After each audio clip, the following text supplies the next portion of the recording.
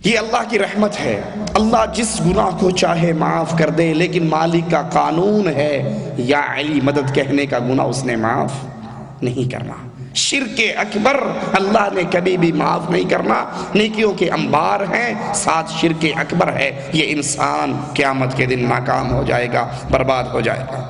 رسول اللہ صلی اللہ علیہ وسلم فرماتے ہیں دوسرا سبب، کچھ لوگ قیامت کے دن اپنے نیک اعمال کے ساتھ کھڑے ہوں گے، ان کی نیکییں، ان کی اعمال صالح بہت زیادہ، حج بھی ہے، زکوٰۃ بھی ہے، جہاد بھی ہے، صدقہ و خیرات بھی ہے، اور بڑے خوش ہو رہے ہوں گے اپنی نیکیوں کو دیکھ کے کہ انشاءاللہ اتنی نیکییں ہیں کہ میں جنت میں چلا جاؤں گا۔ مالک ان سے کلام کرے گا، اللہم لا تجعلنا منہم ولا معہم ولا فیہم، اللہ اپنی رحمت سے ان بد نصیبوں میں ہمیں شامل نہ فرمانا۔ نیکییں ہیں، بے نماز کی بات نہیں پیارے بھائی، حج نہ کرنے والے کی بات نہیں، جہاد نہ کرنے والے کی بات نہیں، نیکییں ہیں، نیکیوں کے انبار ہیں، اعمال صالحہ شدید محنتیں کر کے آ رہا ہے۔ اب اللہ اس بد نصیب کو کیا کہتا ہے؟ مالک کہے گا اے ریاکار، اے دکھلاوے کے لیے عمل کرنے والے، جس کے لیے دنیا میں عمل کرتا رہا اس سے اپنا ثواب لے لے، میرے پاس تیرے لیے کچھ نہیں ہے۔ یہ نماز پڑھنے والا، یہ روزہ رکھنے والا، یہ حج کرنے والا، یہ زکوٰۃ دینے والا، یہ صدقہ دینے والا، یہ خیرات کرنے والا، یہ جہاد کرنے والا، یہ لڑنے مرنے والا، نیکیوں کے انبار کے ساتھ اللہ کے دربار میں ہے۔ اور مالک عز و جل کہہ رہا ہے جن کو دکھلانے کے لیے عمل کرتا تھا، جن کو راضی کرنے کے لیے عمل کرتا تھا، اس سے جا کر اپنے عمل کا ثواب لے لے، تو نے میرے لیے تو کام کیا ہی نہیں۔ اس کی مثال کیسے سمجھو گے؟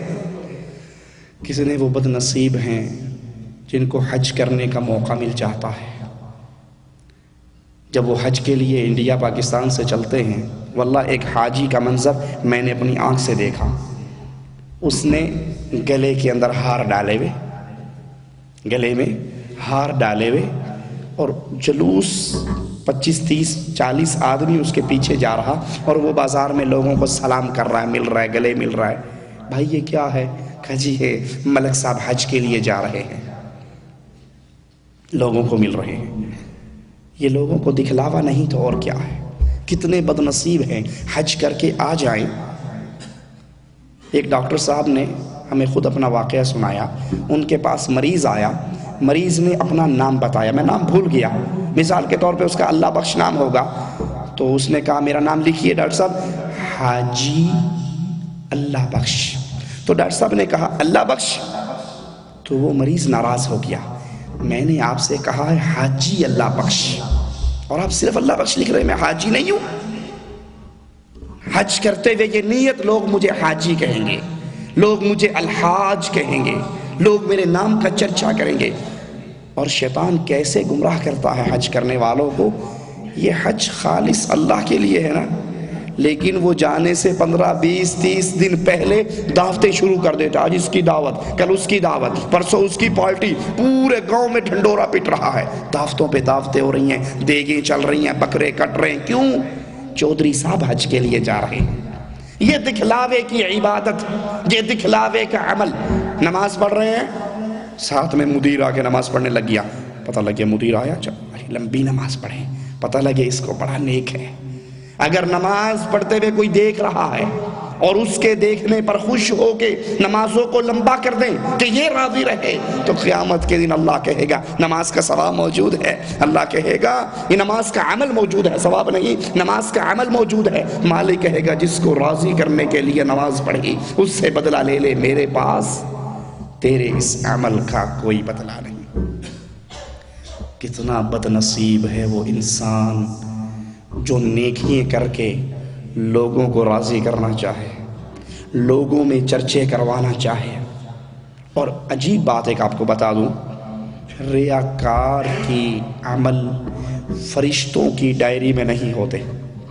ہاں، ریاکار کا عمل فرشتوں کی لسٹوں میں موجود ہی نہیں ہوتا۔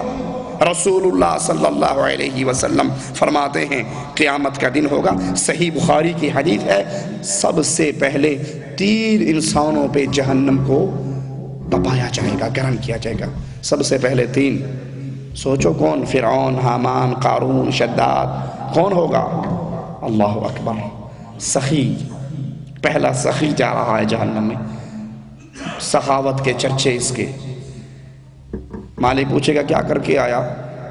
یہ کہے گا اللہ تو نے مال دیا اور میں تیرے فقیر بندوں میں لٹاتا رہا۔ فرشتے کہیں گے کذبت، تو جھوٹ بولتا ہے، تیرا یہ عمل ہماری لسٹ میں موجود ہی نہیں ہے۔ تو نے کب مال دیا؟ کس فقیر کو کھلایا؟ کس کو روٹی دی؟ تیرا یہ عمل ہمارے پاس موجود نہیں ہے، تو جھوٹ بولتا ہے۔ اللہ کہے گا نہیں فرشتوں، اس نے یہ عمل کیا تھا، یہ مال اس نے بانٹا تھا، لیکن کیوں بانٹا تھا؟ یقال لہ، اس کو لقب مل جائے جواد کا، سخی کا، کہ جناب اس کا دروازہ تو کھلا رہتا ہے، جو جاتا ہے جھولی بھر کے آتا ہے، وہ خالی کسی کو نہیں لوٹاتا، بڑا ہی نیک دل ہے، نرم دل ہے، بڑا سخی سرور ہے۔ فقد قیل، اے سخی تیری سخاوت کے چرچے دنیا والوں نے کر دیے تھے۔ فرشتوں اذهبوا به الى النار، اس کو جہنم کے اندر الٹا کر کے پھینک دو۔ عمل فرشتوں کی لسٹوں میں موجود ہی رہی، کیوں؟ اس عمل سے اللہ کی رضا مقصود نہیں تھی، لوگوں کو خوش کرنا مقصود تھا۔ دوسرا آ رہا ہے قاری قرآن، عالم، حافظ، کیا کر کے آئے؟ اللہ قرآن پڑھتا رہا، پڑھاتا رہا، قرآن سیکھتا رہا، سکھاتا رہا، دین کی دعوت دیتا رہا، دین کی باتیں کرتا رہا۔ میری ڈائری میں کوئی دن ہی نہیں ہوتا تھا، آج دمام میں ہوں، کل عینک میں ہوں، پرسوں وہاں ہوں، آج یہاں ہوں، کل وہاں ہوں، دورے پہ دورہ، درسوں پہ درس، لیکچر پہ لیکچر، تقریریں کر کر کے برا حال ہو گیا، پڑھا پڑھا کے تھک گیا۔ فرشتے کہیں گے جھوٹ بولتا ہے، تیرا یہ عمل ہمارے پاس موجود نہیں ہے۔ مالک کہے گا نہیں، اس قاری نے پڑھا اور پڑھایا، اس عالم نے محنتیں کی، لیکن اس لیے کی تاکہ لوگ اس کے ساتھ، نام کے ساتھ دم چلنے لگ جائیں۔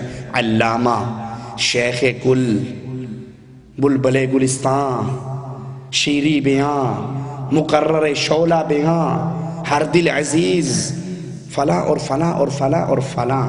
اور اگر مولوی کے نام کے ساتھ یہ 8-10 دم چھلے نہ لگائے جائیں، سادہ سادہ اس کا نام لکھ دیا جائے، تو مولوی ناراض ہو جاتا ہے، مجھے صرف نام لکھا، میرے آگے پیچھے کوئی لقب نہیں۔ اگر اس تقریر، اگر اس درس، قرآن کی دعوت، قرآن پڑھانا، پڑھنے کے لیے مقصود یہ بن جائے کہ لوگ راضی ہوں، مجھے علامہ کا لقب مل جائے، مجھے شیخ کا لقب مل جائے، لوگوں کی رضا مقصود ہے، تو اللہ کی قسم یہ عمل قیامت کے دن بربادی کا سبب بن جائے گا۔ فرشتے کہیں گے تیرا یہ عمل ہمارے پاس ہے ہی نہیں، جھوٹ بولتا ہے، تو نے کام نہیں کیا، تو نے قرآن نہیں پڑھایا۔ مالک کہے گا اس نے یہ عمل تو کیا، لیکن اس کا مقصود مجھے راضی کرنا نہیں تھا، بلکہ اس کا مقصود لوگوں کی رضا تھی۔ فرشتوں اذهبوا به الى النار، اس کو بھی اٹھاؤ اور جہنم کے حوالے کر دو۔ تیسرا آ رہا ہے، اور یہ کون ہے؟ شہید۔ مالک پوچھے گا کیا کر کے آیا؟ وہ کہے گا قاتلت فی سبیلک حتی قتلت، اتنے مار کے لڑے، اتنا جہاد کیا، اتنا کافروں سے جنگ و جدال کیا کہ انہیں مارتے مارتے خود بھی مر گیا، قتل ہو کر آیا۔ فرشتے کہیں گے تو جھوٹ بولتا ہے، تو نے یہ عمل نہیں کیا۔ مالک عز و جل فرمائے گا اس نے یہ کام کیا، لیکن کیوں کیا؟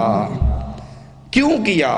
اس لیے کہ لوگ اسے کہیں یہ بہت بڑا کمانڈر ہے، یہ بہت بڑا مجاہد ہے، یہ بڑا جرتوں والا ہے، یہ کافروں سے ٹکر لینے والا ہے۔ فقد قیلا، لوگوں نے تو کہہ دیا۔ اس کے مرنے کے بعد اس کے مارکوں کے چرچے ہو گئے، اس کی وصیتیں چھپ گئی، مجلوں میں آ گئی، اخبارات میں آ گئی، ہر زبان پہ اس کے کارنامے بلند ہو گئے، بیان ہو گئے۔ اذهبوا به الى